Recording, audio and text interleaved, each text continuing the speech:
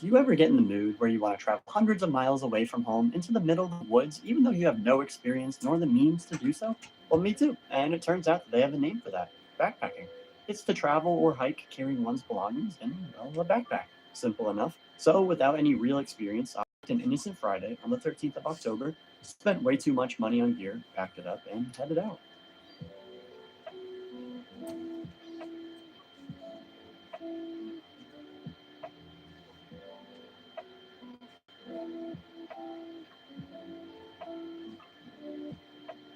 Taking the last spot in the tiny parking lot, I made my way to the info board where I gained my side quests for the hike. Four in total: avoid getting mauled by a bear, avoid getting poisoned by a snake, destroy a spotted lanternfly, and lastly, to find this dog. Sounded like a pretty good plan to me. I signed into the trail registry in case I failed either of my first two side quests, and then I set out into the wilderness. And I was nervous. I didn't know the area, I didn't know if anyone else would even be out here, and I didn't know where I was going to spend the night. These aren't things I'm used to, but that's why I'm here. I want to feel that. So back on the trail, I was getting used to my backpack and taking a seat at every bench I came across. It was just one bench. And a couple hours later, I bumped into the highlight of my trip, the Appalachian Trail, one of the most famous trails in the world. The dedication and inspiration this trail has fostered was tangible, and I was happy to be a part of it, even if it was only for a couple of days. And with the scenery around me beginning to open up, I was finally starting to forget about where I would sleep later, how far I had gone, and any other stressors in my life. Taking in the moment and feeling free. Oh, and this is Subscribe the Squirrel. Subscribe's just his name, definitely not a call to action or anything, and he's actually the first form of life that I've seen so far. 10 out of 10 would watch Eating That again. Soon after, I did start running into people though. It turns out that the section that I'm on now connects to a park area and is popular for day hikes. At first, I didn't really want to come across other people, but it was actually pretty nice to still feel connected this way.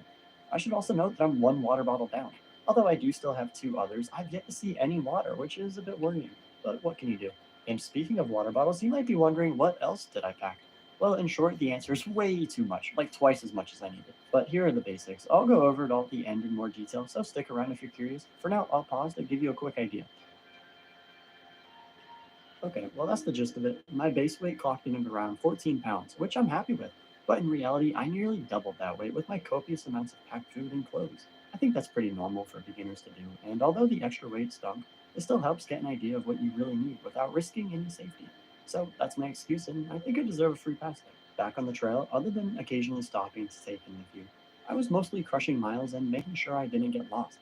Thankfully, though, the trail was extremely well maintained and had clear signs to follow at tricky intersections. The arrows, along with the white dashes painted along the trail, became second nature. They were great, except for the time that they tried to lure me into a cave, as if I didn't just see the bear box a few minutes back. Do they really think that I'll believe in a few white dashes and go into this trap? Well, I mean, there was an arrow, so I kind of had to. It worked out just fine. But if I wasn't already bear aware, now I'm seeing that there is a Bigfoot wandering these parts too. Wonderful. What next? Unicorns? Not really. I'm just trying to transition to the fact that there were ponies everywhere. Apparently, they roam free year round, grazing on the land to help it from overgrowing, which is really neat.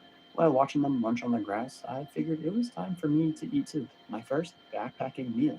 After all, I packed enough food to feed a family, so what would I pick? Well, it was a Subway sub that I packed on the drive over. Yeah, I've got a bear can packed to the rim, and I didn't even touch it. I can't help but feel that this is some sort of backpacking sin. Anyways, I ate on the move, and as I finished up my sub, I was greeted with a pleasant surprise: my first water source. I was relieved and thrilled to fill back up to full. And something about drinking natural water feels really cool. But I didn't waste much time because I still had nowhere to sleep, and the sun was actually setting really fast. So I continued to hike further down the trail and picked the first suitable spot that I found, and got to work clearing some space and setting up my home for the night. Did I wait a bit too long before finding a campsite? Maybe, but it worked out, and I was ready to see whether or not my sleeping quilt was as warm as it said, or if I would freeze. Either way, my day was over. I ended up hiking 11.5 miles, and I was ready for sleep. Although the night was rainy and loud, I was surprisingly cozy. And you would think that I might be scared being alone in the middle of the woods at night, but actually, yeah, I was. When morning came, I retrieved my food can that I shoved under a rock last night, away from my tent somewhere. Then I dug around in it looking for some breakfast, which ended up being a banana and a fruit bar, and said my farewells to my campsite to continue to hike. It also turns out that there was a shelter like 2 minutes further down the trail that I could have used, but hey, the more you know. This morning, although wet, was amazing. The rain was soft and refreshing, the temperature just right, and the sun shining through the trees was stunning. The ponies were back as well, frolicking in the fields, plus a new friend, the cow. Who doesn't love cows? They're great. Time flew by. So much, in fact, I passed right by my turn I was supposed to take to stay on my hike. See, I planned to verge off of the Appalachian Trail for an extra 8 mile section, but my brain was just so used to the white dashes that I forgot. This meant that my 3 day backpacking trip just became a 2 day. Really not the worst, and I could have retraced a few miles back, but if fate wants me to go home early, then who am I to say otherwise? And honestly, I was already super happy with my trip. I got exactly what I wanted from my hike, and I learned a lot for what to change next time. A mini shakedown, if you will. And so, finishing off my last bit of trail, I took my time and reflected on the experience. I had evaded death by bear and snake, which was a huge plus, but I was unable to find any spotted lanternflies to destroy. And this dog remained missing. All in all, pretty successful though. So then, what's my main takeaway? What do I want to do next time? Do I want to pack less? Plan better? I mean, yeah, that's part of it, but mostly, I want to slow down. Uh,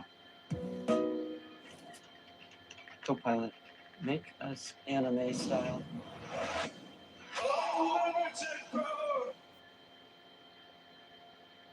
I was entirely too focused on miles and time. The hike itself, not the places it would bring me. I mean, the only time I ever stopped was to film. Not once did I take a break or just relax. I packed a book I never got to touch, passed by views I didn't get to soak in, and used the sunset as a timer rather than a time to take it all in. So that's my main takeaway. On my next trip, I'm going to take my time. And with that, I reached the end, back at the start, and 21 miles down the hatch. This was my first solo backpacking experience. And now for a quick gear, food, and clothes overview. Clothing is simple. I just wore exactly what I do to the gym plus hiking socks, and then packed a rain jacket and a bunch of useless layers that I regret. Food, well, this is just embarrassing. I packed a lot of junk in here, such as oatmeal, pudding, bananas, food bars, tortilla wraps, cheese, beef jerky, Sour Patch Kids, and so on. To show you just how much I overpacked, this is what I brought, and this is what I actually ate. Plus Subway, of course. And now for everyone's favorite gear. And yeah, I realize I zoomed in too much, but I'm not refilming, so here it is. Firstly, I've got a little bag that fits smaller items such as my portable charger, headlamp, Swiss Army knife, random string, my groundhog tent stakes, a lighter, and a bug net. I've also got a dry bag for clothes, a small towel, my all-important tent, my heavy-duty and awkward bear box that holds a couple of food containers, one that still has protein powder ready to be used, an AirTag bag with a spoon, soap, toothpaste, and also where I would have put my toothbrush. My 3 water bottles, one with my filter, my med kit, poop kit, and women's hiking poles that the guy told me were for men, my pillow that unfolds into, well, still a pillow, a sleeping quilt, sleeping pad, and the dry bag that I keep each of those 3 items in. And lastly, my backpack. I do also carry a little tripod along with my sandals and a hat, but that's pretty much it. So let me know where I should go next, what stories you might have, and any questions, all of that down below. Otherwise, feel free to subscribe here, and if you like games, I got a channel for that too. See you next time.